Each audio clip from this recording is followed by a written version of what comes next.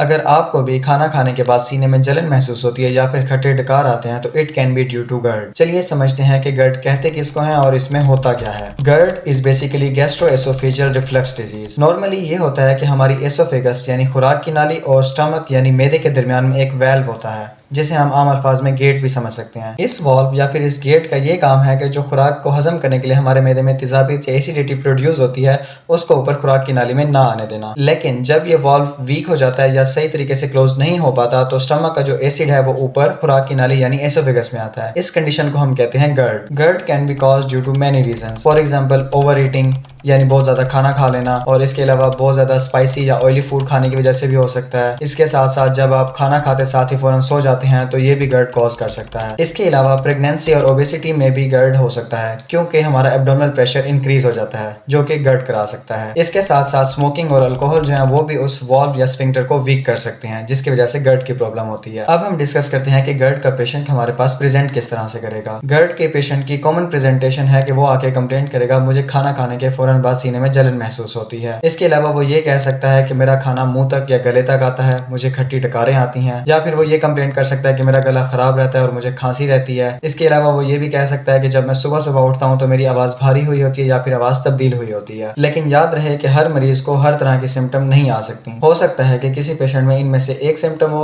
या फिर एक से ज्यादा हो। लेकिन अगर गर्ड की प्रॉब्लम एक लंबे अरसे तक चलेगी तो ये सीरियस कॉम्प्लिकेशंस कॉज कर सकती है। गर्ड से बचने के लिए क्या क्या प्रिवेंशन हैं और क्या इसका ट्रीटमेंट है ये हम इंशाल्लाह नेक्स्ट वीडियो में डिस्कस करेंगे।